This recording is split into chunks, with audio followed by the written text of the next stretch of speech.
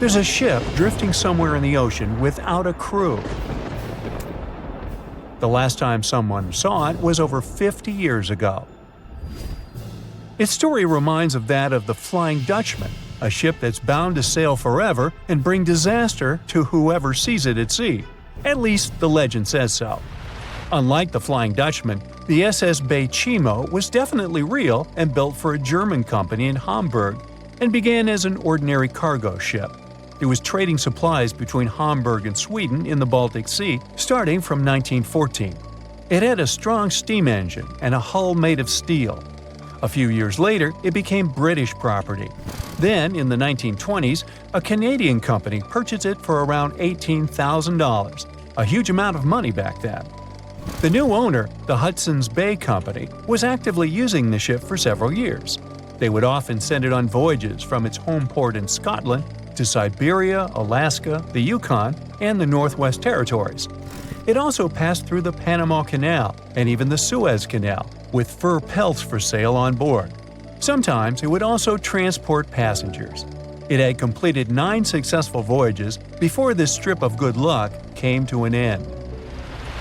Starting from the 1930s, SS Bay Chimo would have trouble with ice and storms.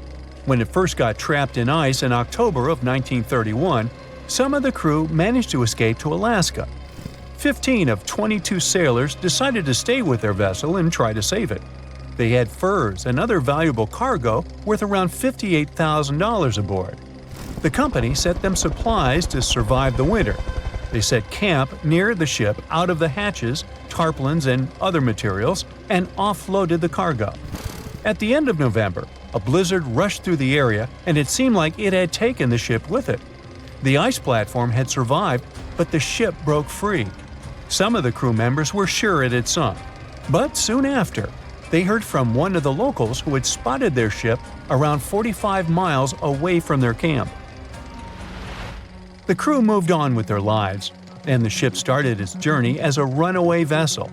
People would spot SS Bay Chimo once a year or so, all the way until 1965. It was mostly spotted off the coast of Alaska.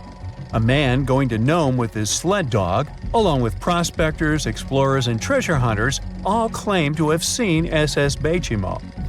Someone tried to board it and take it to port, but ended up stranded on it for days because of horrible weather.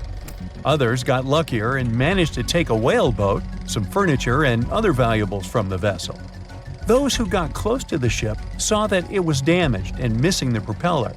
Still, it stayed afloat without a crew for at least 38 years and became the longest sailing ghost ship in history.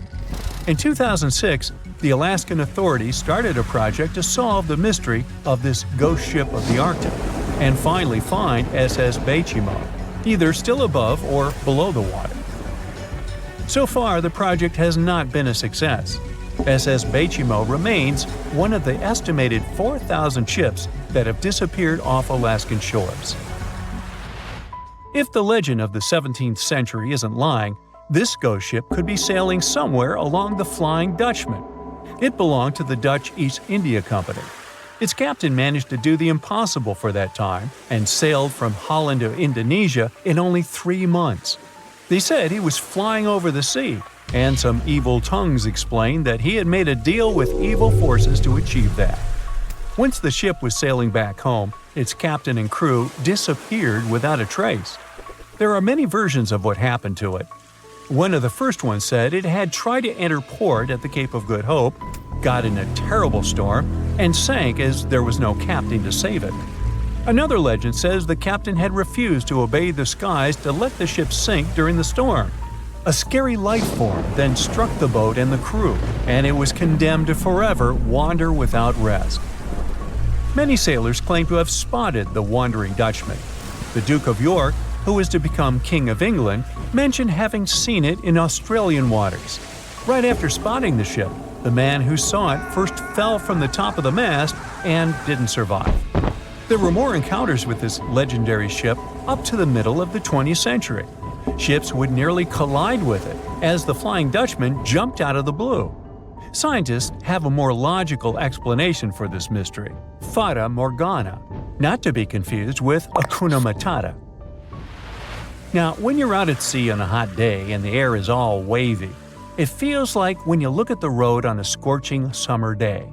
That's because of something called atmospheric refraction. When light passes through different layers of air with different temperatures and densities, it bends and twists. Sometimes, under certain conditions, this bending of light can create really bizarre optical illusions over the ocean, like sightings of the Flying Dutchman.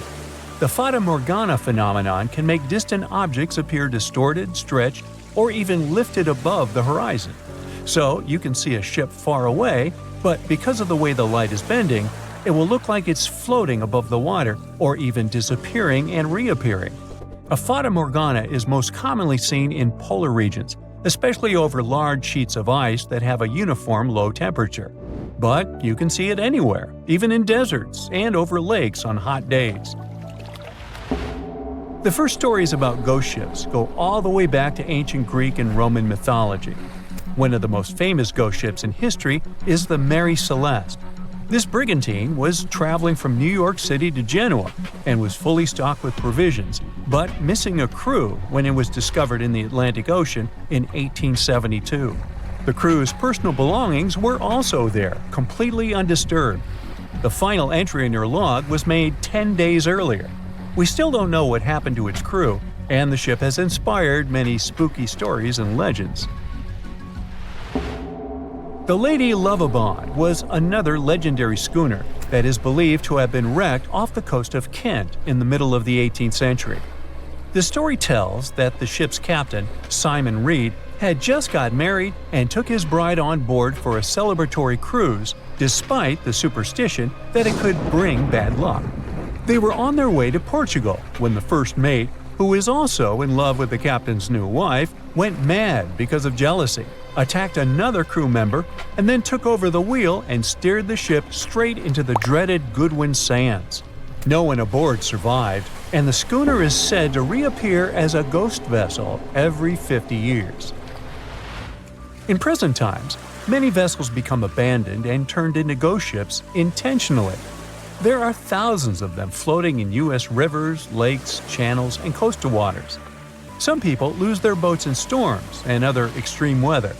Others have to abandon their boats because maintaining them can cost 10% of the boat's price. Plus, docking a vessel can add up to several $1,000s every year. Most boats have been made of fiberglass, so an owner can't just recycle them as scrap metal. So, once they want to get rid of it, they often tie it to a dock and sneak away, or leave it floating far away from the shore, or just try to sink it. When ghost ships sink in shallow waters, they can cause damage to coral reefs, mangroves, marshlands, oyster habitats, and wetlands. Plus, they can collide with unsuspecting regular ships and cause real trouble. So, don't do that. Enough said. Thick fog is rising over the ocean as the sun is slowly sinking towards the horizon. It's hard to see further away than a few dozen feet, but that's enough to notice a hulking, skeletal shape in the distance. As your ship approaches the figure, your heart beats faster, and then you make out the details of another vessel, abandoned by the looks of it. Ghost ships do exist, and their mysteries aren't always solved. Take MV Hoita, for example. It was a wooden vessel built in 1931 as a luxury yacht. It had served well to various people over 20 years before it was bought by a Samoan sailor and became a merchant ship. In 1955, though, Hoita's service came to an abrupt and mysterious end. On October 3rd, it set sail for another trading voyage that should have taken no more than 48 hours. Delays happen in the sea, so when Hoita didn't arrive on October 5th as scheduled, there was little worry yet. But then it failed to come on the following day too. There was no distress signal or any other sign of Hoita's presence anywhere between its departure and arrival points. A search and rescue party was dispatched to find the ship, and for 6 days, they were scouting the area of nearly 100,000 square miles. On October 12th, the mission returned to the base empty-handed. Hoita vanished without a trace. It was only a month later that another merchant ship, Tuvalu, noticed the missing vessel far away from its route, drifting in the open sea and listing heavily. The sailors boarded the ship and found that all of its crew and passengers, 25 people total, were missing, along with all the cargo the vessel had been carrying. The radio was tuned to the International Distress Channel, meaning that the crew had been trying to ask for help, but they couldn't reach anyone because the radio cable had been damaged, limiting the range to 2 miles. The lifeboats were missing as well, indicating that people on board must have left the ship. Unfortunately, they seem to have taken the logbook with them, leaving the rescue team clueless as to what had happened. Even today, the mystery of MV Hoita hasn't been solved yet. No one knows where the crew and passengers had gone and what had caused them to leave. SV Carol A. Deering wasn't a ghost ship in the usual sense of the word. There are no sightings of it in the open sea. Instead, it was found on the shore, but the circumstances of it running aground are a puzzle shrouded in mystery. Carol A. Deering was built in 1919 in Maine, and it was a large vessel made for commercial voyages. Unfortunately, despite its large cost of construction, it had only served for a year before its last trip. July 19, 1920. The ship was traveling from Puerto Rico to Rio de Janeiro via Newport News to deliver a cargo of coal. It was almost halfway to the final destination when the captain fell seriously ill, and the crew turned back to drop him and his son off and replace the captain. The voyage went without incident, but when it came to Barbados in December to resupply, there were strange moods among the crew. The first mate didn't seem to be happy with the new captain. No one paid much attention to it back then, when they probably should have. The last sighting of Carol A. Deering at sea was on January 28, 1921, when a lightship noticed it off the coast of North Carolina. There was some commotion on the quarterdeck of the ship, where the crew were normally not allowed. Then, another vessel sighted it, but there was already no one on the decks. On January 31st, the merchant ship was found hard aground in the Diamond Shoals, a site notorious for numerous shipwrecks that had been occupying there for centuries. When the search and rescue party boarded the ship, they found it abandoned, the log and personal belongings of the crew gone, along with the 2 lifeboats. There is still no answer to what happened on board of Carol A. Deering that January, although the most popular version was mutiny. Maybe we'll never find out the truth though. SS Bechimo is perhaps one of the most notable ghost ships in history. This large cargo steamer was built in 1914 in Sweden and plodded its way dutifully over 16 years, trading provisions for pelts with native tribes of Alaska and Canada. But then, on October 1st, 1931, Bechimo got caught in pack ice. At first, it seemed the crew would be able to wait it out and continue on their route because the ship broke free in a couple of days. But in less than a week, it became caught again, this time for good. In another week, a rescue party was sent to fetch 22 of the Bechimo's crew, while another 15 remained behind to wait through the winter if necessary and get the ship back. But a month later, after a powerful blizzard struck their camp, the sailors went out of their shelters only to find the ship gone. Luckily, a few days later, a native hunter told them Bechimo hadn't been lost yet. He'd seen it about 45 miles from where they had been stationed. They managed to track it down, but decided the ship wouldn't survive the winter. So they took the most valuable cargo from its hold and abandoned it. They were wrong though. SS Bechimo did survive that winter, and many more that followed. When the ice broke, it sailed away on its own, drifting listlessly along the shores of Canada and Alaska. There were numerous sightings of the ghost ship, sometimes adrift in the open sea, and at other times stuck in the pack ice again. People attempted to board and salvage it, but weather conditions or lack of equipment always prevented them. SS Bechimo was last sighted by native Alaskans in 1969, 38 years after its abandonment. What became of it later remains unknown. The story of SS Orang Medan is one of the most puzzling and harrowing ghost ship stories of the 20th century. No one even knows for sure if the ship even existed in the first place. It wasn't recorded in Lloyd's Shipping, the International Register of Ships, which makes it either a tall tale or a vessel that avoided being officially recognized for some shady reasons. In any case, the accounts as to what happened to the Medan vary. According to most reports, it was carrying some unknown cargo in the Indonesian waters when a distress call was received by another ship in the vicinity. The officer on duty heard an SOS message, but its contents are different depending on the accounts. The message did not repeat, and the crew of Medan didn't answer to any attempts to contact it back. The ship that received the distress call hurried to the rescue, but they only reached the vessel the following day, when it was already drifting and slightly listing. When the rescuers boarded the ship, they found that none of the crew had survived. However, one lifeboat was missing, which implied that there was at least one crew member who managed to escape. What happened to the rest of the people on board remains a mystery to this day. Still, there are no hard facts about this story, so we might never find out whether SS Orang Medan was actually a ship and not a thing of fiction.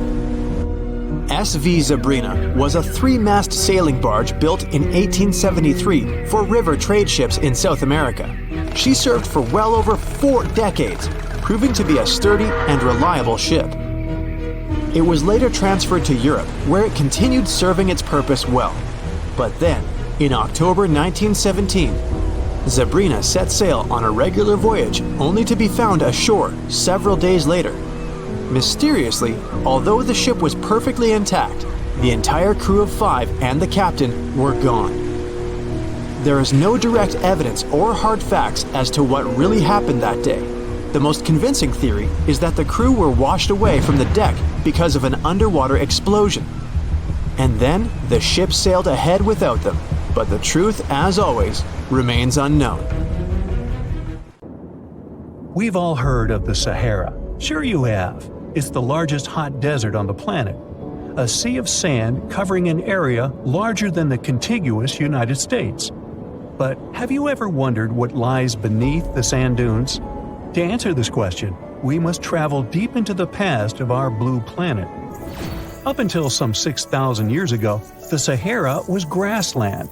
Humans were around at this time, not me, spreading agriculture around the planet. In the north of Africa, the color green dominated. Plenty of rainfall meant that there were lakes, rivers, pastures, and even forests. A completely different image of the Sahara from the barren landscape of today. But then the climate started to shift. The region became parched, and the vegetation started disappearing. The wind did the rest. It took away the fine sediment after there were no plant roots to hold the ground together. Give it a couple thousands of years, and you get a familiar image of the Sahara: sand and rocks stretching as far as the eye can see. But when it comes to volume, only a quarter of the Sahara is actually sand. The yellow sands of the Sahara are just one part of the story. The desert has many other features, such as gravel plains, salt flats, and plateaus. Makes you think if we understand the word desert correctly. For people who study such terrains, geologists, there is only one condition for defining a desert: precipitation. If an area gets little or no rain, then it's considered a desert. The Sahara certainly fits the bill. Its average annual rainfall is just 3 inches. Compare that to the nearly 45 inches a year in New York. When we look at precipitation, this sandy desert is only the 3rd largest in the world. Number 1 and 2 are Antarctica and the Arctic. They are larger than the Sahara by millions of square miles. It sounds odd, but there is more than one type of desert. The first 2 are polar deserts, while the Sahara is a subtropical desert. But the difference in air temperature are staggering. In Antarctica's interior, temperatures plummet to minus 76 degrees Fahrenheit. Compare that to the highest temperature on record in the Sahara of 136 degrees Fahrenheit. But this desert has a cool side. At night, the temperature is roughly the same as the average yearly temperature in Denmark. This hot and cold roller coaster makes it hard to choose the right outfit when venturing into the Sahara. And what about the sand? How deep is it actually? The depth varies between 70 and 140 feet. That's not too deep. If you put the Statue of Liberty in a tall dune, half of it would still stick out of the sand. Its vast amounts in the Sahara were created by aeolian processes, That's Greek for wind. Over time, it blows and shapes the surface of the Earth. In dry areas with sparse vegetation, winds erode the ground much faster. That's what happened in North Africa. Under all that sand is the bedrock and cracked clay. If you started digging, you would find the same everywhere on the planet, with one important difference. There is some type of soil covering the bedrock. This is not the case in the Sahara. Because of the arid climate and a lack of vegetation, sand covers the ground below. Over the course of thousands of years, a lot of interesting finds ended up in the desert sand. For example, there are petrified tree trunks. These are essentially preserved prehistoric trees. They date back to the time when the region was lush green. In some places, the trees of this fossilized forest are at least 65 feet tall. The wood is so well preserved that you can still see the texture and knots. There are even fossilized pine cones. In 1992, scientists found glass fragments in eastern Sahara. These canary yellow glass shards were scattered across hundreds of miles. They didn't belong to an ancient civilization, although ancient Egyptians used them to make jewelry. In fact, the breastplate of King Tut had a beautiful scarab beetle centerpiece made from this desert glass. For a long time, scientists were puzzled about the true origins of these fragments. They finally concluded that the glass was around 29 million years old. It is an impact tape. If that sounds like it has something to do with the word impact, you are correct. These rocks are formed when a meteorite hits the surface of the Earth. This generates a lot of heat. Scientists estimate that the temperature needed to melt this mineral was close to 3,000 degrees Fahrenheit. Apart from the regular fine-grained sand, we also have melted sand in the Sahara. But the desert conceals other unlikely artifacts. Shark teeth are a common find in Morocco, which sits in the western part of the Sahara. What are the fossilized teeth of these marine predators doing in the middle of the desert? This part of the world looked entirely different millions of years ago. There was a sea cutting right through what is now a desert. The Trans-Saharan Seaway ran the length of present-day Algeria and Mali. It was around 165 feet deep. That was enough for all sorts of aquatic animals to inhabit it. Large catfish, sea snakes, and of course sharks lived in the area. British archaeologists even unearthed a turtle shell in Mali in the 1980s. For centuries, there was even an entire city hidden under the desert. Timgad was a Roman outpost constructed by the Emperor Trajan around the year 100 in the current era. For various reasons, its residents abandoned it around the year 700. The sands of the Sahara soon engulfed the city. It had remained hidden for nearly 1,000 years. Then, in the 1700s, a Scottish explorer started digging out the city. His team first uncovered a sandstone triumphal arch 40 feet high, similar to the ones we can see in Rome and Paris today. An amphitheater soon popped out of the sand, and it was followed by well-preserved statues of Roman emperors. The Scotsman's find was so impressive that no one believed him at first. It took 2 more centuries for archaeologists to fully excavate the city during the 1950s. The site covers a surface as large as 10 polo fields. The ruins reveal the full mastery of Roman city planning. All the streets meet at a right angle in what is known as an orthogonal grid. You can find the same layout in modern cities such as New York. Historians estimate that during its heyday, 10,000 people called Timgad home. Different nationalities lived here, from Romans to people of African descent. Today, more than 2.5 million people live in and around the Sahara. They are spread across 11 countries in total, and their living space is growing. The desert is 10% larger than it was just a century ago. This process doesn't involve sand pouring out of the Sahara. The ecosystems on the edges of the desert simply change over time. The wind blows the soil away and vegetation dwindles. The perfect conditions for the formation of a desert landscape. These changes are happening in the Sahel, a region south of the Sahara Desert. That's why the African countries have recently come together for a project called the Great Green Wall. The primary goal is to stop the desertification of the Sahel and hold back the sands of the Sahara. Their plan is ambitious and involves planting a wall of trees from the west to the east of the African continent. The proposed forest is not only going to be long, but wide as well. The Sahara and the Sahel share a historic bond. Since antiquity, camel caravans have been making the journey from Africa's Mediterranean coast in the north to the savannas in the south. The golden age of this trade kicked off in the 9th century. The perilous journey took several months to complete. The route was 2.5 times longer than the length of the Grand Canyon. Explorers still find evidence of these ancient caravans hidden away under the sands of the Sahara. It's 2018. You get up early in the morning to go ashore and catch some fish. You come to the spot you were yesterday, throw the hook into the sea, and wait. The float is twitching. You've caught some fish, but hey, hello? Why aren't you doing anything? Right now, you don't care about the fish. You're looking at something in the distance. You open your mouth in surprise since you see a huge ship stuck on a shoal. It wasn't here yesterday, so it got here at night. Okay, it'll probably sail away sooner or later. You fish for a few more hours. During this time, you observe the ship and notice no movement there. Is it empty? Boats and the Coastal Service are sailing from the shore to the vessel. You decide to check it out too. You get in your old boat and go there. The mist descends to the water, making the ship look creepy. The colossal vessel is rusty and empty. But where is the whole crew? And how did it get there? The Coast Guard comes on board. They search the hold, the cabins, and the upper deck. There's someone's stuff, some remnants of food supplies, notebooks, and clothes.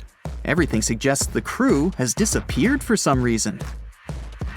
Fishers who noticed the vessel first didn't see anyone coming down from the board. No radio signals were sent to the port, and no one reported about the ship. It appeared here from nowhere. The only chance to get any information is to look at the number and name of the vessel. This is Sam Ratulangi, PB 1600. The Coast Guard checks the information, studies the data of all the country ships, and no way. One company built the boat in 2001 in Indonesia. People used it to transport heavy loads across the seas around Asia. The ship had been properly operating for 8 years. People were delivering industrial goods to different points in the region. But something went wrong. In 2009, Sam Ratulangi was sailing near the coast of Taiwan. And that's it. There were no further records about it. There were no reports in any port. Everyone thought it must have drowned, so no one had been looking for it for years. And then, 9 years later, it appears here, big and rusty, off the coast of Myanmar, without sailors, without fuel. An investigation starts. City services are trying to find out the names of all the sailors working on the ship and find clues that would lead to solving this mystery. They also hope the ship owner will appear soon. They find 2 tow ropes on board. This means that some other ship towed Sam Ratulangi to this place. Then they identify and find 13 crew members. These people say they wanted to reach the factory in Bangladesh to repair Sam Ratulangi. Another vessel helped tow the ship, but then 2 cables tore off, and a storm began. No one wanted to stay on board during such weather, so the crew members left it. No one knows what the ship has been doing for the last 9 years, and how it was possible without people on board. And here's another, much more mysterious ship story. On February 16, 2020, locals found a large cargo ship stuck on a rocky shore off the coast of an Irish village. The boat looked rusty, with holes in the hull and rotten parts. People hadn't seen this vessel the day before, so it appeared there at night. The last time people saw the Alta cargo ship was a few months earlier, thousands of miles off the coast of Ireland. That day, the Alta was sailing in the waters of the Atlantic Ocean. Another ship, the MS Protector, noticed it. MS Protector crew members tried to contact the ship, but received no response. The people on board realized that they were facing an empty vessel. And then, 5 months later, it appeared near the coast of Ireland. There are more questions than answers in this story, but we managed to find something out. In 2015, the Alta appeared and disappeared from the radar several times. Any ship has an internal tracking system, so people can track its route using satellites. But Alta crew members often disabled this system. Perhaps they were engaged in some illegal activity. Anyway, in 2017, the ship often sailed between the ports of Greek islands. Then, the tracking signal disappeared and appeared only 10 months later, off the coast of North Africa. During this time, the ship changed several flags. In September 2018, the Alta was southeast of Bermuda and headed for Haiti. Then, the crew started facing problems. First, the main engine failed right in the middle of the Atlantic Ocean. The ship began to drift. Several days passed, but the crew members weren't able to repair it. They began to run out of food and water supplies.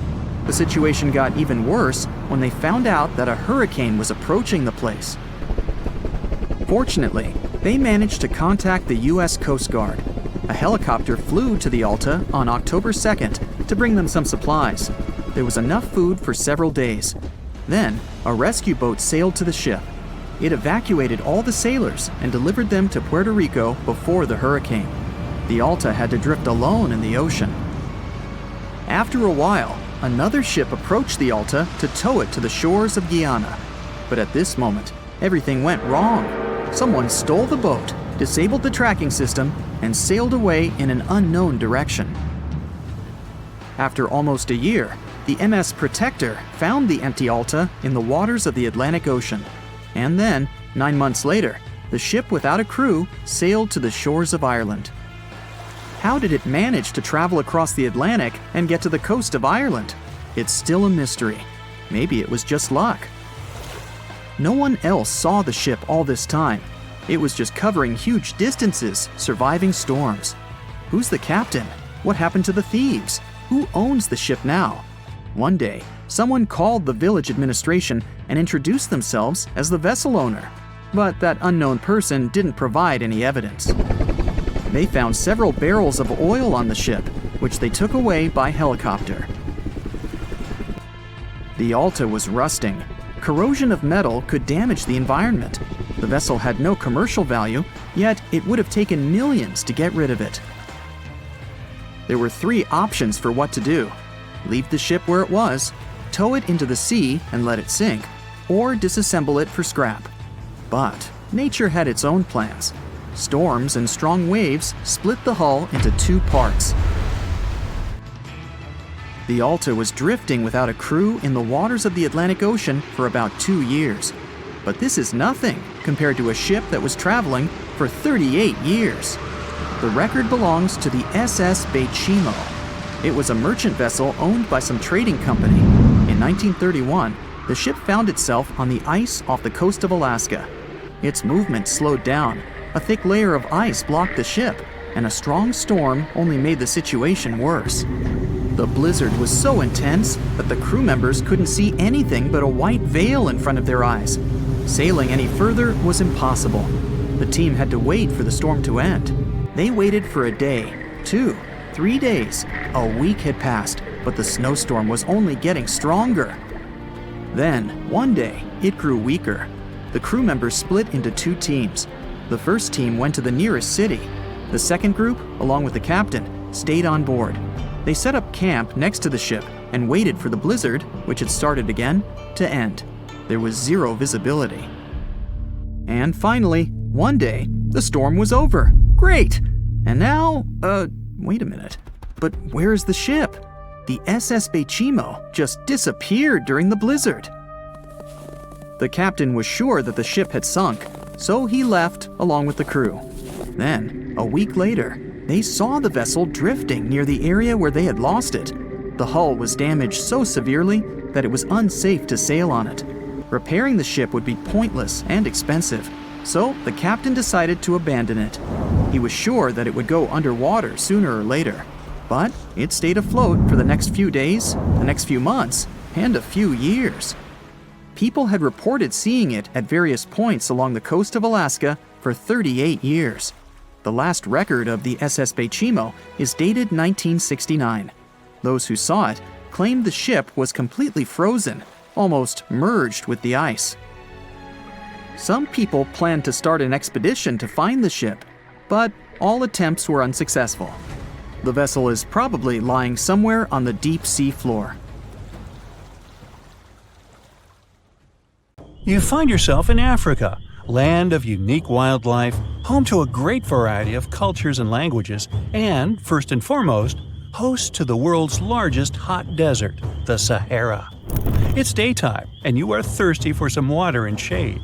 You've been walking for days, trying to find one of those precious-looking oases. You feel you're near, but the horizon just keeps stretching and stretching.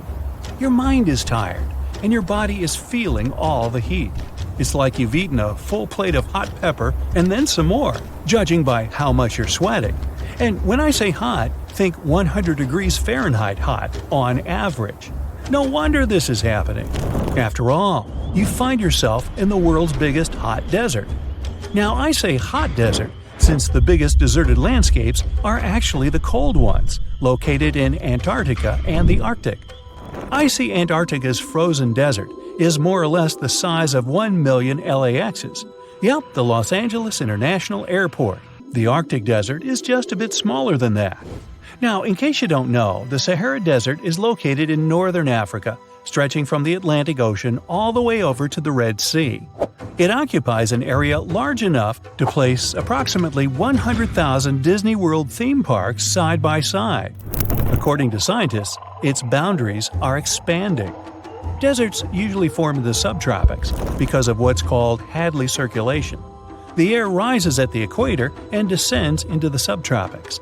This circulation of air has a drying effect, which helps the formation of desert landscapes. Since the 1920s, the Sahara is considered to have expanded by over 10%. How is this happening?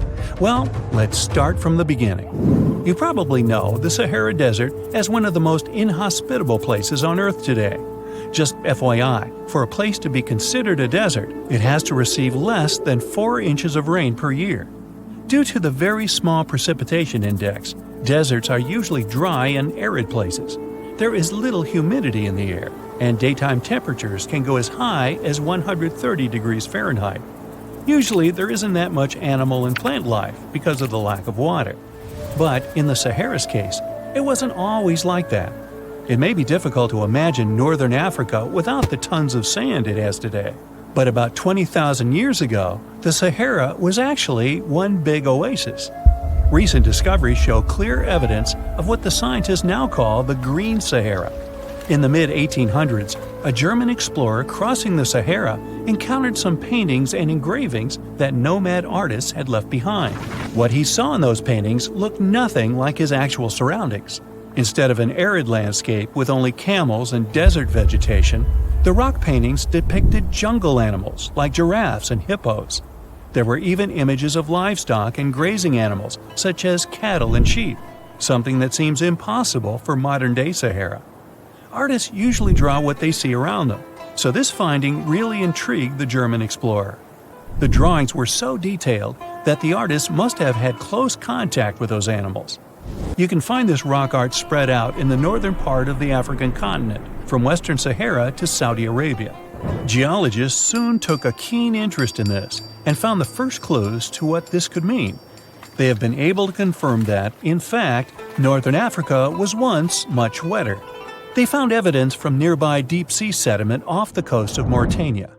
Sampled cores of underwater sand and mud, known as Saharan dust flux, show geologists that, indeed, a green Sahara was possible.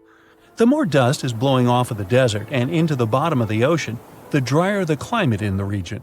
The sediment cores show that there was much less dust, only half as much, coming off northern Africa during the humid period. This period has to do with Earth's natural cycles. Normally, the Earth rotates at a tilt of 23.5 degrees, but this angle is not consistent and changes over time. Earth's tilt is responsible for the amount of sunlight each hemisphere receives.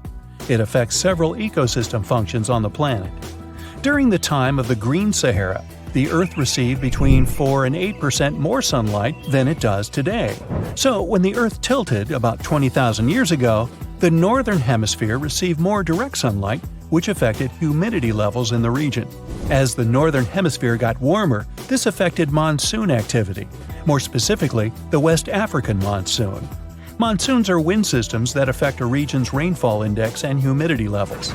As a part of the globe gets warmer, it allows for more air to rise. It combines with the wind to draw moisture up into the atmosphere. Little by little, northern Africa also became wetter. The increased moisture made the Sahara so wet that there were actual bodies of water in the region. As vegetation grew, the plants held onto moisture better than bare sand could. There is evidence of natural basins throughout the Sahara and lakes so big they would fit all of the U.S.'s Great Lakes inside of them. Archaeologists uncovered evidence of vibrant societies in what are now arid areas. It looks like ancient cultures were able to take full advantage of the African humid period. According to researchers, the human population peaked across the Sahara about 9,000 years ago. There are traces of fireplaces, hunting tools, fishhooks, and even mounds of fish bones. Records show that there have been over 230 green periods over the span of 8 million years. Solar radiation is always changing due to natural orbital cycles. That's why Earth will most certainly see another green Sahara moment.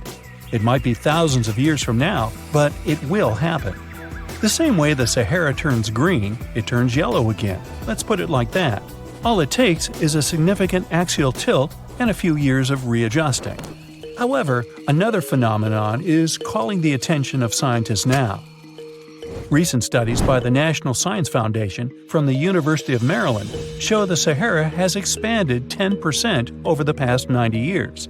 This phenomenon is called desertification, which literally means fertile land turning into desert land. The Sahara Desert is now advancing into the semi-arid region of Sahel. In 1950, this region was home to 31 million people. Today, its population is over 100 million people. This rapid population growth has largely contributed to the Sahara's expansion. Farmers that were once nomads began settling down. Land usage grew more intense, aiding in weakening the soil. The demand for food has caused an overcropping of the land, so even more of it is turning into the desert now. The study also shows that natural climate cycles can affect rainfall in the Sahara and the Sahel. Scientists affirm that all deserts fluctuate, not only the Sahara. A desert's boundary may expand in the dry winter and contract during the wetter summer. South of the Sahara lies the Chad Basin. It is a natural body of water that now serves as an indicator of the Sahara's expansion. The Chad Basin is located in the region where the Sahara is advancing southward. An atmospheric and ocean expert from the University of Maryland explains that rainfall has reduced greatly in the entire region. Due to reduced rainfalls, there is less water across the entire basin, and even Chad Lake is drying out. Just like the Sahara, the Atacama Desert in Chile, deemed the world's driest, is also expanding. It is located north of the city of Santiago, and its southern border is expanding toward the Chilean capital. Because the climate is getting drier and drier here, the city of Santiago risks turning into an arid or semi-arid region itself. The once fertile valleys of local rivers that lived on agriculture and livestock for many generations are losing their revenues as Chilean land is turning into a desert. Since 2010, Santiago has received only a third of its annual rainfall. Outside of the city, farmers are digging holes in search of blue gold, or simply put, water. The situation here is very similar to that of Sahel. So tell me this. Were you as surprised as I was to find out what has been happening in the Sahara region? Feel free to share in the comments below. Strange things occur in the cold waters of Antarctica. One of these things happened to a ship called Jenny. It was a small schooner whose history began in 1822. The boat and its crew set sail and disappeared a year later. For 18 years, the ship was considered sunk. People forgot about it. But in 1840, the vessel reminded the world of itself. That year, the whaling ship Hope sailed through the Drake Channel in Antarctica. The crew members noticed a ship among icebergs. It was the schooner Jenny. It was floating slowly in the dark, with no signs of life. The captain of the Hope, Mr. Brighton, gave the order to approach the mysterious vessel. They thought it was some creepy ghost ship, but as they came closer, they noticed crew members on the deck. The sailors of the Hope called out to them, but received no answer. This time, it became clear that something terrible had happened to the Jenny. When Brighton boarded, he realized that the Jenny crew members weren't missing. They were here. Frozen people stood like statues. Brighton went down to the lower deck and found the captain. He was sitting frozen at the table, holding a pen. Brighton looked at the logbook. The last record was made on May 4th, 1823. The captain wrote that he was the only living member of the crew. They spent 71 days without food. It seemed that the ship got lost in the sea because its captain went off course or sailed into an iceberg, but no one knew for sure. After that, nobody ever saw the Jenny again. According to rumors, the crew of the Hope abandoned the frozen ship and left it to drift in the cold waters. According to other rumors, this whole story is fiction. The story of the Jenny was described in a German magazine in the middle of the 19th century. Still, there was no further evidence of the ship's existence. Already in our time, Cambridge University decided to explore the case of the Jenny. The researchers discovered that one of the crew members of the Hope, who didn't disclose his name, told someone the legend of the frozen ship. Someone shared the story with another guy, and it was published in a German magazine called Globus. And that's all. There was no other evidence. One of the most famous ghost ships was the Mary Celeste, and there's no doubt about its existence. The history of this vessel was documented in court. People wrote about it in newspapers, but the most exciting thing is that the ship continued to be used even after 10 people disappeared from its deck. The history of the Mary Celeste began in Canada in 1861. When it was first built, the ship was called the Amazon. It changed captains several times, and it also hit some rocks. The boat was sold, bought, then sold again, repaired, and sailed under the name Mary Celeste. In 1872, it had a new captain, Benjamin Briggs. He was a decent, brave man with a lot of experience in navigation. He had a beloved wife, a daughter, and a son. When he went on his last voyage, he took his wife and daughter with him, and his son stayed in America. In November of 1872, the Mary Celeste sailed from the port in New York with 10 people on board and disappeared. 8 days later, another ship, the Dei Gratia, also left New York and followed the same route. Dei Gratia's captain, David Morehouse, noticed the Mary Celeste and immediately realized something was wrong. The ship was moving too freely, as if no one was controlling it. The captain tried to contact the crew members, but no one answered him. Then, together with other sailors, he climbed aboard the Mary Celeste. The ship was in good condition. There was no damage. The hold was slightly filled with water, but it could be easily pumped out. Everything seemed fine, but one lifeboat was missing. The crew members' valuables were in their cabins. The cargo was in the hold. The supplies of water and food were untouched. Judging by the records in the logbook, the ship was caught in a storm, but it was not too strong. Other ships also sailed through this storm, but nothing bad happened to them. The last record was dated November 25th, and it claimed that everything was fine. The sails of the Mary Celeste were slightly damaged, but perhaps it happened after the crew had disappeared. The whole ship was in excellent condition, but what made the people leave it? Part of the crew of the Dei Gratia stayed on board the Mary Celeste to bring it to dry land. Everything went well. They delivered the ship to the closest port. Next, the captain of the Dei Gratia appeared before the court and told about what had happened. However, the prosecutor and the judge didn't want to believe in the story of the Mary Celeste. They were sure the captain got rid of the ship's crew to get money for its cargo. According to the maritime laws of that time, if you found a ghost ship with valuable cargo, then a substantial part of this cargo belonged to you. So, many people thought that David Morehouse decided to earn some money. This version seemed to be more valid than the one about the mysterious disappearance of 10 people. Fortunately, no one accused the captain of committing a crime. They thanked him for his service and gave him a monetary reward.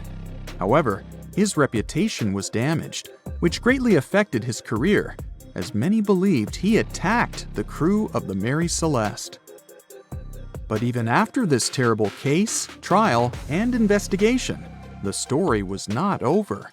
The Mary Celeste was still an expensive and efficient vessel.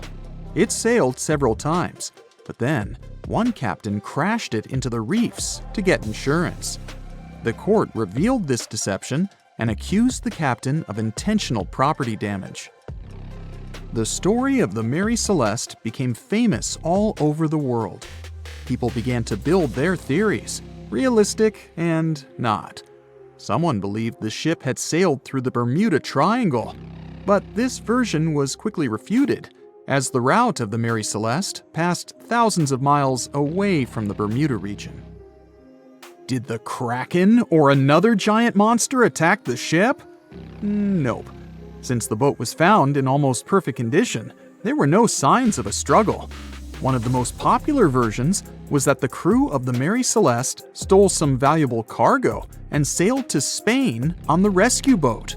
However, those who knew Captain Benjamin Briggs said he was a good, honest man. Besides, he had a son in New York, and Briggs would never leave him. A more thorough investigation revealed that a series of accidental circumstances could have caused the disappearance of the ship's crew.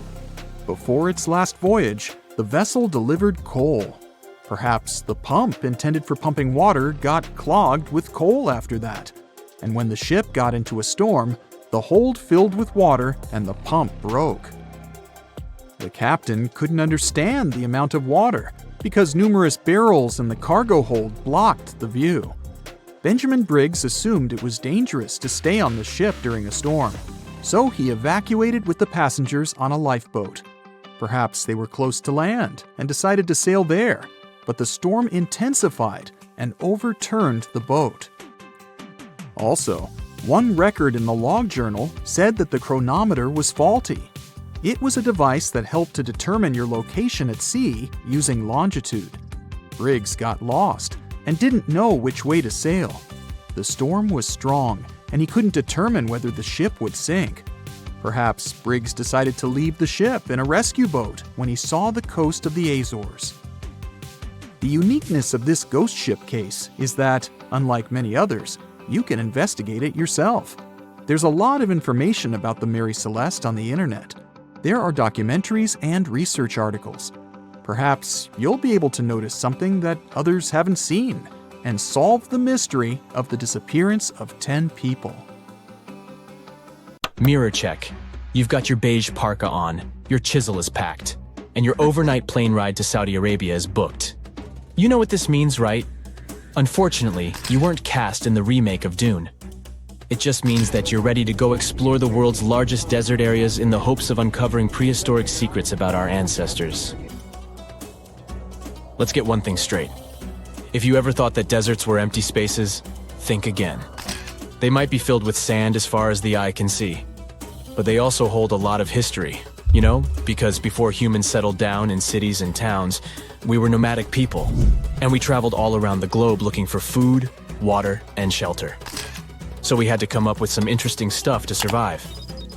Like this thing that was found in the desert of Saudi Arabia. Do you have any idea what this could have been? Over many years, scientists have discussed the origins and use of huge structures such as these ones. It seems our Neolithic ancestors were way smarter than we gave them credit for. They didn't spend all their hours around the fire carving weapons out of stone. No, they were also practicing their architectural skills. These huge stone structures are called desert kites, because if you look at them from a distance, well, they sort of look like kites. Archaeologists have arrived at the consensus that these kites were used to lure animals in. This way, it would make it easier for our ancestors to guarantee their week's food. But that's not all. Take a look at these monolithic structures right here. They show us that our ancestors probably drew on rocks, the blueprint of what they were going to build on the ground. Just like modern-day architects, desert kites could be miles long, so they drew out a plan before actually building them. The most surprising feature of all is that these kites were built even before things such as Stonehenge. We're talking around 7,000 to 9,000 years ago. Over the last decade, scientists have been able to identify over 6,000 desert kites spread across the Middle East and West and Central Asia. If you don't think this huge, try building something this large without the help of any drones. It looks like a pretty difficult feat to me. And apparently, Saudi Arabia's desert is filled with more amazing things. Scientists have found mysterious stone structures that are older than the pyramids of Giza in Egypt. So of course, you can't wait to go check that out. Can we all agree that carrying around heavy rocks to build a pyramid without the help of modern technology sounds absurd? I mean, how on earth did they do it? Now imagine turning back the clock about 2,000 years into the past and finding humans that built similar gigantic structures in isolated areas. Take a look at these so-called mustadils. They are rectangular structures built from piled-up stones, found over 77,000 square miles. Some archaeologists believe that these monuments were used for ritualistic purposes, maybe processions of some kind, where people would walk from one end of the plateau to the other. I'd be down for that. Now let's move on to another deserted area. We're entering the world-famous Sahara Desert landscape. Isn't it beautiful? Here, you're about to unravel an ancient mystery, something that took years for researchers to solve. Fun fact, the Sahara Desert is the world's largest hot desert. It spans over 3 million square miles, which would be like putting 1,000 times the country of Hawaii next to each other. We say it's the largest hot desert because the world's largest desert area is Antarctica. But we all know temperatures over there are freezing, not the typical image of when we think of a desert. Deep into the desert, near the Algerian town of Fougeret et Zoua, something strange was found. For decades, these tiny dots appeared on images of Google Earth, but nobody could explain what they were. Some scientists were sure that these circles are the result of oil activity in the region. Others guessed that these were ancient fogeras or ancient water wells.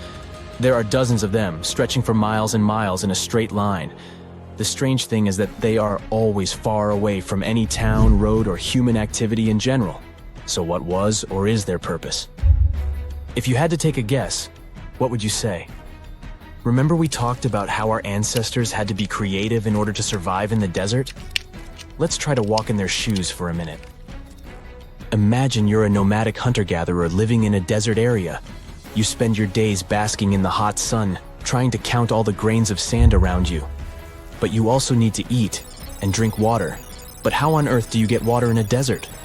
Sure, you can hope to keep running into oasis every week or so, but that seems a bit risky, doesn't it? That's why North African people invented the so-called fogeras.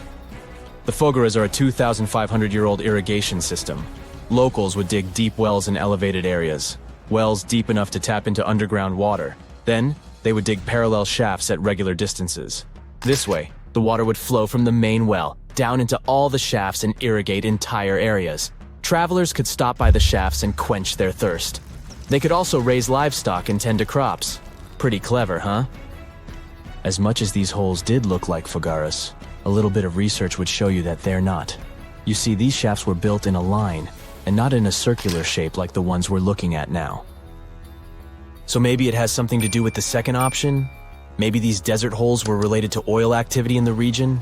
Let's have a look at the holes up close and personal. From Google Earth, they don't seem that big, but in real life, they are huge craters. The tip to uncovering what they are is hidden beneath the sand. If you were one of the researchers originally uncovering the truth behind this mystery, you would have found something unique hidden in the sand. Old dynamites and vintage sardine cans. Putting the pieces of the puzzle together, scientists found that these sardine cans were a model from the 1950s and 1960s. It seems that entire teams from that decade would camp out while they surveyed the area for oil. And what about the dynamites? These were used for seismic surveying. This is an old technique, used to identify if there is oil and gas beneath the Earth's surface. Still in North Africa, you find out about another desert mystery worth exploring. Near the city of Tiaret, southwest of Algeria's capital, one runs into 13 peculiar monuments. These structures are also called Jedars, and yes, I am aware of how much that may sound like a Star Wars reference.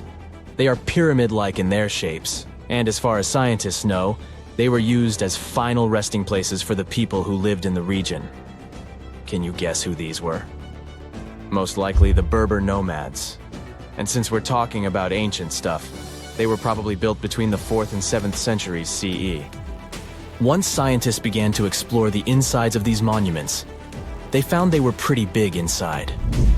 They found large underground vaults, chambers, and labyrinth-like corridors that gave way to over 20 compartments. It could take you up to 2 hours to walk around in them, and apparently our ancestors also used its walls to depict images of animals and hunting scenes. There's no definite proof of what these Jedars were used for, though. This is so neat, huh? I'm sure that our world's desert is filled with many more mysterious things for us to unravel.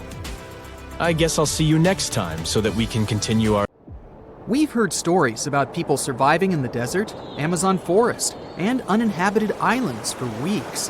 Such stories show how tough and resilient people can be. But among these many cases, there is one that can really amaze you. It's the story about a guy who spent 3 days inside a sunken ship at the bottom of the Atlantic Ocean. He didn't have oxygen tanks, electricity, communications, or food, but he survived. So, it all happened in 2013 on a tugboat that was moving through the Atlantic waters along the coast of Nigeria. That day, early in the morning, there was a small storm. The tug was pulling a vessel with oil tanks. Then, all of a sudden, a huge wave formed. It crashed into the ship and broke the cable. At 4:30 a.m., the tugboat turned upside down. Its entire deck was underwater, and the ship's hull stuck out from the surface. The boat began to sink slowly. The crew of 12 people were trapped, as they all were in their locked rooms. They had closed the doors in their cabins as a precaution, since there were many pirates in those waters. Because of the locked rooms, they couldn't get out. But one of them, cook Harrison Okina, was in the bathroom during this time. The bathroom turned over. Harrison fell on the ceiling. All the clothes and toilet shelves fell on his head. He was stunned and didn't understand what was happening. When he heard the screams of the other crew members, he realized that the ship was sinking. Harrison struggled to his feet. Holding on to the walls, he slowly went out of the cabin. The water level rose above his head. Harrison took a deep breath. He intuitively, driven by fear, reached the engineering room. There was a small pocket with air. This space wasn't wholly flooded, since the water didn't get there, and the air hadn't come out. Harrison realized that this was the safest place for him at that moment. He had no fresh water and no food. He was in a cold, damp room. The floor was flooded, and Harrison's feet began to freeze. There was almost no chance of survival. The man found a soda bottle inside the room and a life jacket with 2 flashlights attached to it. By this time, the ship had descended to the bottom of the ocean at a depth of 100 feet.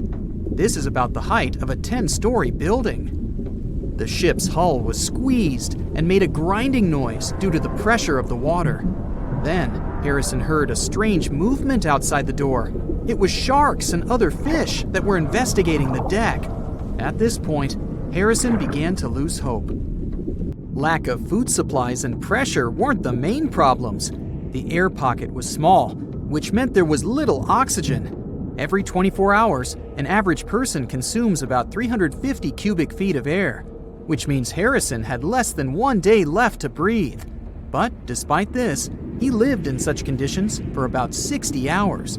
This happened thanks to the water. The pressure around the ship was so intense that it compressed the air by about 4 times. Another problem was the cook's breathing. When we inhale, we absorb oxygen. When we exhale, we release carbon dioxide. This substance is dangerous to your health if its concentration in the air is 5%. Harrison slowly filled the room with carbon dioxide, and he couldn't get out. With each hour, it became harder to breathe. But here again, he was lucky. Water absorbs carbon dioxide, and Harrison moved and splashed it in different directions. Thus, unknowingly, he increased the water area and kept the carbon dioxide level below critical. But even here, his dangers were not over. Hypothermia may occur in a dark, cold room. It's a condition when your body temperature drops below 95 degrees Fahrenheit. You get cold, and your perception of the world gets distorted. You don't understand where you are and what's going on. You may lose your memory and even experience terminal burrowing. This weird behavior occurs during hypothermia when a person tries to find a small shelter, even if they're in a closed room. They can even start digging the cold floor with their bare hands. At the same time, a person quickly freezes and loses consciousness within 2 hours. Harrison's room was filled from below with icy water. He wouldn't have survived in such conditions if he had stayed on the floor for several hours. But he managed to build a small platform with a mattress.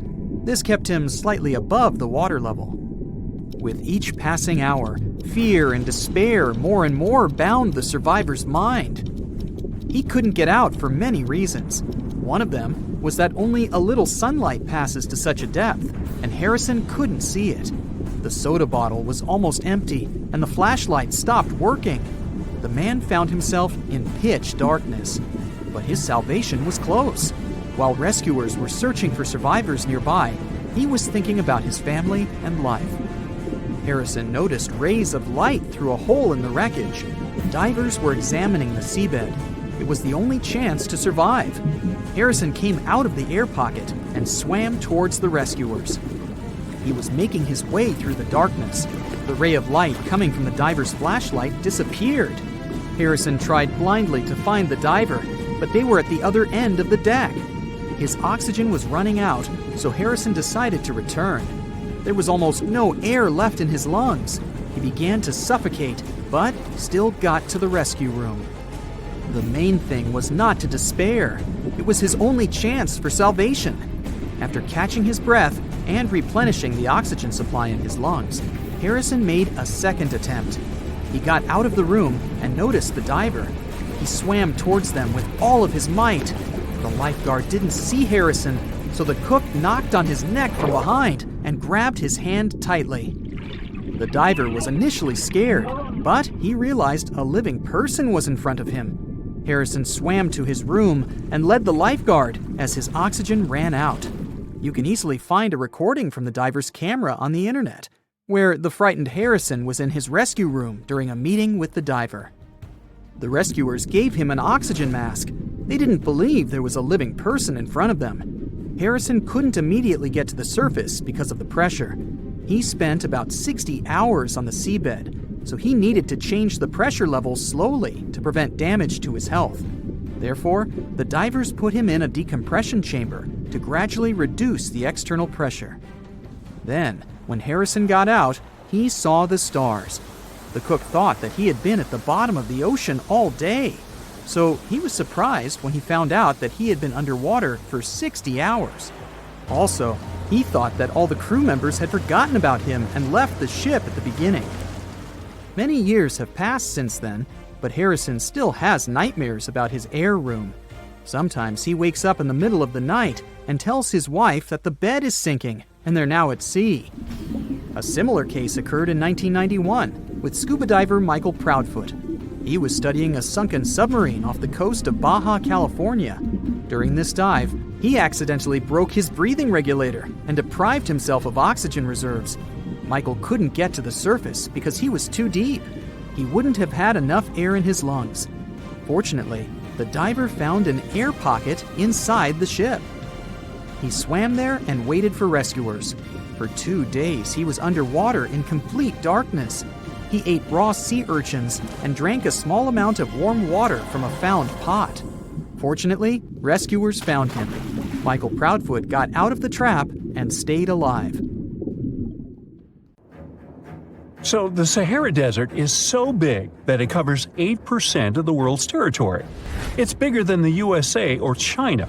Surprisingly, the Sahara is not the largest desert in the world. It is the third largest, behind Antarctica and the Arctic. But it is definitely the hottest one. Temperatures there reach 136 degrees Fahrenheit. This place has some of the most incredible sand dunes you've ever seen, towering up to 1,476 feet. But here's the kicker. There's a real risk that these dunes might continue to spread until they cover the entire world. Surprisingly, the influence of the Sahara Desert extends far beyond its borders. Its dust, carried by powerful winds, makes its way to the UK and across the European continent, particularly in winter. This dust, settling on the ground where it rains, is a familiar sight to those in the UK, often leaving a red residue on cars. This connection between the Sahara, England, and Europe serves as a stark reminder of the global reach of environmental phenomena. You might think this is not a big deal, but it could turn Europe into a desert, leaving its soil infertile and Europeans with no food. Soil is a fundamental aspect of human existence, just as crucial as clean water and air. Without it, we're left with nothing but a bleak and barren landscape. The Sahara Desert has already made its jump across the Mediterranean Sea, which is concerning and could change the landscape forever. 1/5 of Spain has already turned into a desert. The next victim is Italy, which also faces the problem of desertification. In fact, almost all European countries have the same issue. According to an expert, the land that has not changed for nearly 2,000 years will become mostly rock, and people living on this land will be gone. 60% of the soil in Moldova is gone, and the problem has expanded beyond the Black Sea. It has reached China and Mongolia, thousands of miles away from the Sahara Desert. All of this causes losses of $4 billion a year. The threat is so significant that even the UN has gathered the necessary resources to solve the problem as soon as possible. Italy is sending help to Africa to stop the Sahara Desert from expanding. If this process does not stop in the next 10 years, millions will be forced to leave their homes. The Sahara Desert is growing for approximately 30 miles per decade. You do the math and see how long it will take to cover Europe. Since 1920, the Sahara has expanded by around 10%. But not all hope is lost because more than 172 countries have joined to put a stop to the desertification of the world. The World Food Program is a project that aims to help bring back green land that was once present in the Sahara. When they told people who called the Sahara home what they were about to do, the latter basically laughed in their faces and said it was impossible. But when you have a specific goal in mind, the impossible becomes possible. If we traveled back around 5,000 years into the past, we would see a beautiful forest with lush green trees and grass. Africa's climate has been changing for 21,000 years, from fantastic greenery to uninhabitable deserts. This has to do with Earth's rotation and the monsoons that bring water to this dry continent. But with the help of scientists and some clever tricks, we can bring the greenery back and stop the Sahara in its tracks. The Senegal River serves as a border between the Sahara Desert, Senegal City, and Mauritania. When you look at this area from space, you'll see how the desert is expanding to Senegal because the vegetation along the riverbank is almost non-existent. Forests can serve as a barrier, stopping the sand from getting blown away and the desert from expanding. An effort to create a great green wall is being made, and how they do it is actually quite impressive. Nothing has been growing in the currently restored area for more than 40 years, making locals find other places to call home. People were thrilled when they saw that the land could be restored. They're very committed and learn to work with the soil and grow food. At the same moment, more than 30,000 hectares have been restored and transformed into lush greenery. The Sahel region is the starting point of desertification, and it is crucial to establish a green wall in that area first. To make this wall is not rocket science, since it only takes a few simple steps. The ground there is baked by the sun and as hard as a block of concrete. If you've ever poured water on concrete, you know that it just flows away. It doesn't stay in one place. So they had to create water-retaining half-moons that would hold the water and make it available to plants. When you learn about how these half-moons work, you might say, How did they not think of that sooner? Actually, this technique is ancient, and it was once implemented in Sahel, but it was lost over time. When the rain falls, the water is collected into the half-moons that are positioned a bit lower than the ground below contour lines.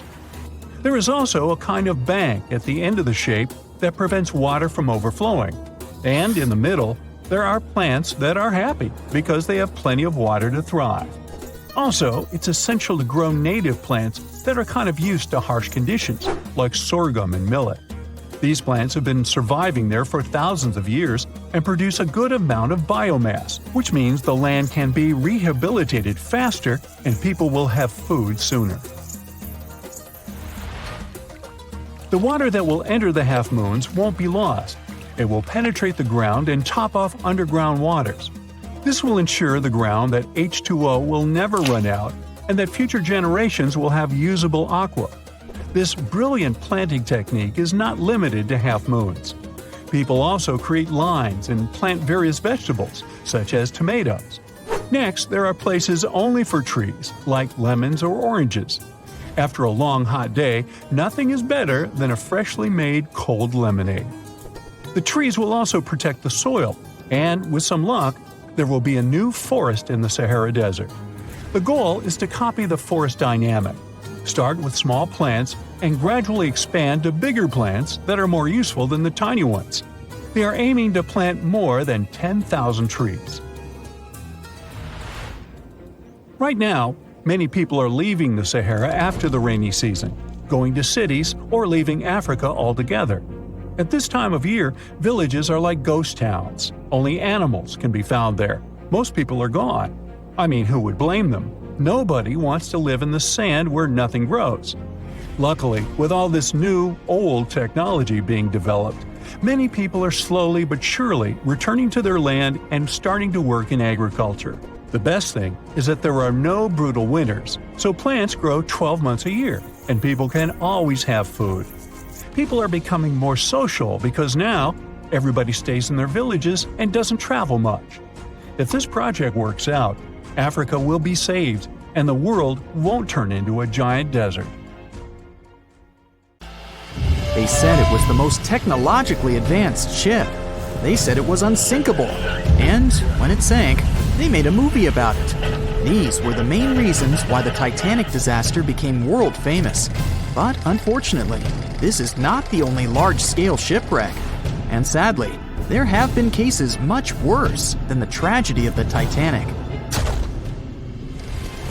One of them occurred on April 27, 1865. The Sultana steamboat carried passengers and cargo daily between St. Louis and New Orleans. It was a pretty large wooden boat with 3 decks and was 260 feet long and 70 feet wide, almost twice the size of a basketball court. The ship could carry about 350 passengers, but on that unfortunate day, more than 2,000 people were on it. On April 23rd, she was making a routine voyage from New Orleans when it broke down. Something was wrong with the boiler, so the vessel docked in Vicksburg for repairs. At the port, the ship's captain, James Cass Mason, found out about an excellent opportunity to earn a lot of money. All he needed to do was to transfer a large group of former prisoners to the north. The captain agreed to do it, but the problem was that the boiler required a lot of time to repair. Mason was afraid that his competitors would take the job, so he decided to sail despite the malfunction the ship had. He patched up the holes in the boiler instead of a big repair and invited all the ex-prisoners on board. So, there was a broken boiler, an excess number of passengers, a lack of lifeboats, and not the best river conditions. Also, the captain refused to send the ex-prisoners to the hold, so they were all with ordinary passengers. There were strong chances for a shipwreck, but the greedy desire to earn more money was stronger. The Sultana went on a voyage and sailed up the river for 2 days. At this time, one of the biggest Mississippi floods in history began. The river overflowed its shores because of the flood, with the water level rising several feet. All the trees on the shore disappeared, and only the tops were sticking out of the water. The ship sailed opposite this powerful current, making the boiler work too hard. On the evening of April 26th, the Sultana arrived in Memphis, Tennessee, and they loaded even more, 120 tons of sugar and 200 passengers. She got incredibly heavy. Around midnight, the ship continued its dangerous journey. The captain sailed to barges to load a shipment of coal. At 1 a.m., the vessel left the barge. At 2 a.m., the broken boiler, unable to withstand the load, suddenly exploded. The Sultana was just 7 miles north of Memphis. Few people survived that day. The problem was that passengers trying to escape from the fire jumped into a cold river with a strong current. The Sultana disaster is considered the most tragic shipwreck in the history of the United States. The exact number of those who didn't survive is still unknown. According to various sources, this number was from 961 to 1,800 people. Don't be surprised that almost no one knows this story. There were many more survivors in the Titanic tragedy, and everybody heard about it. But the Sultana sank during one high-profile event. 12 days before the shipwreck, the country lost Abraham Lincoln. People hadn't yet recovered from this news, so no one paid much attention to the tragedy of the Sultana. Many catastrophes happened quite recently by historical standards. One of them occurred in 2002. The ferry La Jula was a Senegalese vessel. The ferry sailed twice a week, mainly along the coast of Dakar, carrying passengers who traded mango and palm oil. It made daily voyages and never faced severe problems thanks to modern rescue equipment and good repair service. But one day, the ship's crew discovered a malfunction and sent the boat to port. For almost a year, La Jula was in a non-working condition, awaiting repairs. But it didn't get high-quality service. After poor maintenance, the ferry set off on its last voyage. On September 26, 2002, La Jula sailed between southern Senegal and Dakar, and at 11 p.m. headed toward Gambia, where a strong storm began. The wind raised high waves, but this wasn't critical for the large passenger ship unless the number of people on board didn't exceed the established norm. La Jula was supposed to carry about 500 passengers, but had many more people that day. Too many passengers, poor repairs, and a strong storm caused severe problems for the ship. But the main factor in the shipwreck was that La Jula was only built for sailing in coastal waters, but that day, it sailed far from the shore. Big waves started rocking the boat, and at some point, it just turned upside down. The ship's deck went underwater, and its lower part stuck above the surface like an iceberg.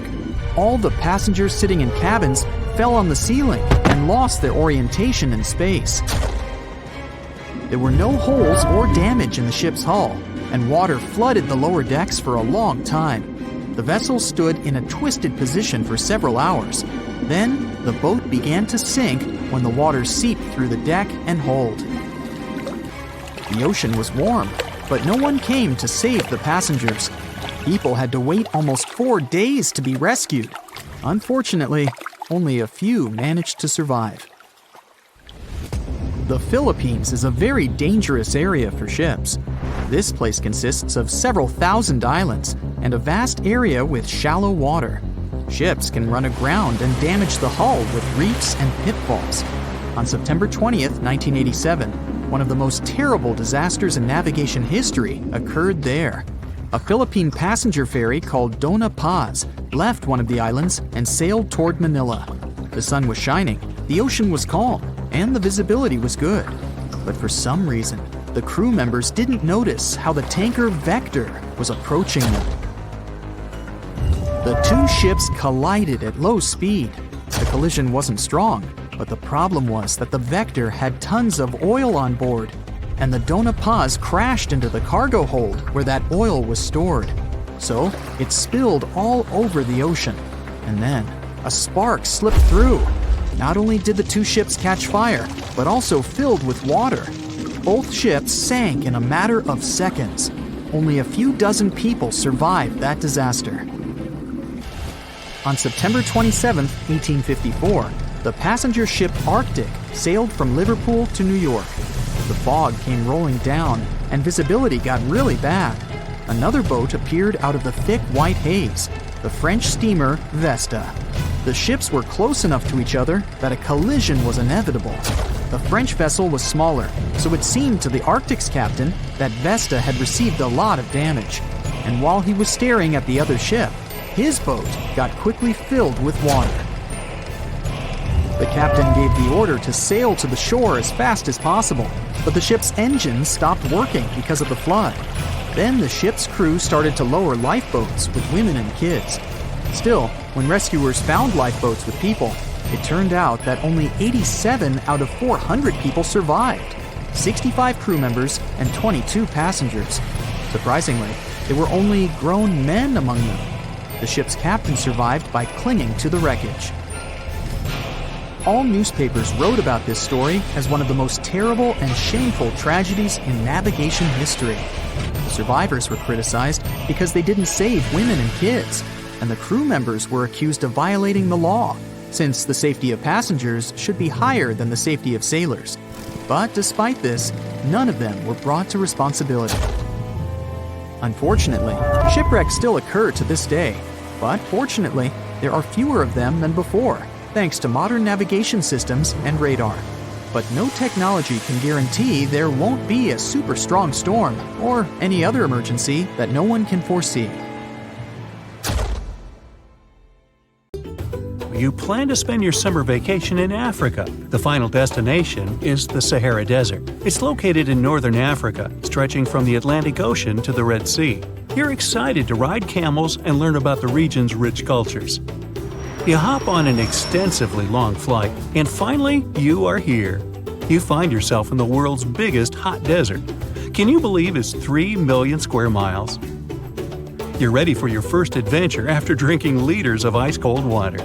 The guide gives you a choice. You can spend 2 weeks visiting a collection of oases, or you can help them solve an ongoing local mystery. Deep into the desert, near this Algerian town, lies a mystery begging to be solved. A collection of huge, spotted circles in the sand. There are dozens of them, stretching for miles in a straight line. The circles were first identified via Google Earth images several years ago. People have debated them for years, but no one seems to know the answer. The strange thing is that they are so many miles away from any towns, roads, or human activity. The quickest way to discover the truth behind the circles is asking questions. You grab your notebook and set out to talk to locals. Everyone is helpful in this scenario: geographers, anthropologists, elders, and historians. The first person you talk to is a map expert. You need to understand if those circles were authentic or a satellite glitch. You end up interviewing the people who take Google Earth satellite pictures. The circles are really there. They appear in multiple pictures from many years. Then, let's understand why they are there in the first place. After 2 days of interviews, you have your first lead. The circles could be the result of oil activity. Experts explained why this would make sense. Algeria is a rich area for natural resources, so this would be a sensible guess. Usually, to find out if there is anything worth extracting, companies would undertake seismic surveys. Seismic surveys are a way of analyzing the Earth's surface by sending shock waves into the ground. Depending on how these waves bounce back, you'll know what is located there. A special vehicle could have marked the soil that way. So, did we unravel the mystery? Not quite so. As you know, the Sahara Desert is one of the driest areas on the planet. The average high temperatures in summer are over 104 degrees Fahrenheit. To survive there, people need to find ways of accessing water. So, these circles could be a kind of ruin or leftovers from ancient water wells. Again, I'd say this is a sensible guess. Ready for some fact-checking? Some anthropologists agree that these circles could be ancient fogueras. Foguera is the name of a 2,500-year-old style of irrigation system, usually found in northern Africa. It is also known as a qanat in other places in northern Africa. Locals would dig a deep well at an elevated point, deep enough to tap into underground water. They would then dig parallel shafts at regular distances. Then they would dig an underground channel that connected the city to the well. Solely with the help of gravity, water would run from the well to the city. This traditional technology provided water for crops, livestock, and humans. Now, let's say these wells made human-made oases possible. Even the closest municipality name was an indication that this could be true. The name Fogaret Essaouira is actually named after Fogarets, these ancient wells. Now, this lead was proving to be very accurate. You decide to travel over there to see for yourself. You take a local bus, sit back, and enjoy the ride. The landscape in northern Algeria is filled with ancient-looking towns. You even see ruins of wells along the way, on the outskirts of smaller cities.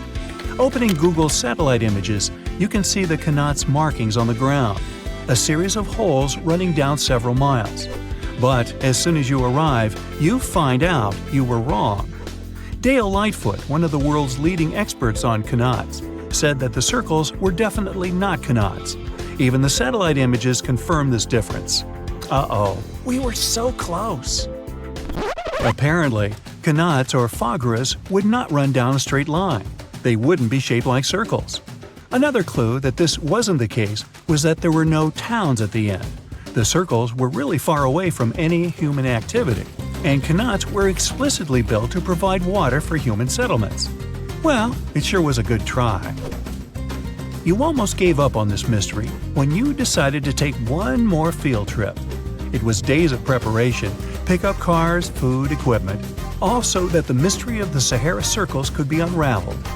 On the first day, you drove over 99 miles into the desert. You were always curious to see what this part of the world looked like. Over there, you see nothing but mustard yellow dunes. The night sky is pretty decent, though. You can see the entire Milky Way with your own eyes. You set up camp and sleep under a canopy of stars. The next day, tension grows. There's no cell reception. Oh dear. But thankfully, you added the coordinates of the circles to your Google map. And surprise, the offline mode works out there. You follow the coordinates, but it leads you astray. You start to get nervous, thinking this was all in vain. But you and the team get into the car and drive a few more miles past the coordinates on your phone. After a very bumpy ride, you can't believe your eyes. There it is, an enormous crater dug on the sand, surrounded by 12 smaller holes. From up high, it looks like a clock, without the pointers, of course. On the ground, they're very faint, so faint you almost miss them. Searching the area, you notice all the holes had something similar, metal wires, thin wires that you can pull from the ground. They're buried deep, so you start digging. An object starts to reveal itself. Uh-oh, it looks like old dynamite. This certainly surprises you. Better stop digging to avoid any accidents. At the end of the survey, you feel satisfied, but still curious. What could all this dynamite mean? And who put it there? What comes next is the turning point of your adventure. Walking back to the car, you see something shining on the ground. You approach the item with curiosity. It's round and rusty and looks like a sardine can. What's that doing here? Could this give you more clues about the circle's mystery? Just in case, you pick it up and put it in the car. Back in the city, the puzzle pieces start to reveal the story behind the Sahara Circles. You bring photos and the sardine can and show them to local experts. They analyze your material and give you an intriguing verdict. As it turns out, guess number 1 was the closest one to the truth. So, what happened to the first guess? Why do we need to keep digging deeper? Well, because it was only half right. The Sahara Circles are not a historical footprint of seismic surveying. Back when the circles were made, this technology didn't even exist. But they sure are related to oil exploration. The dynamite-filled holes were an old method for oil searching. The circles are the leftovers of surveyors looking for resources underground. And the sardine cans? Well, they were left by the workers who held explosion works. You gotta eat, right? According to the model of the can, this happened more or less around the 1950s and 1960s. So these circles aren't even that ancient. More like modern ones, if you ask me.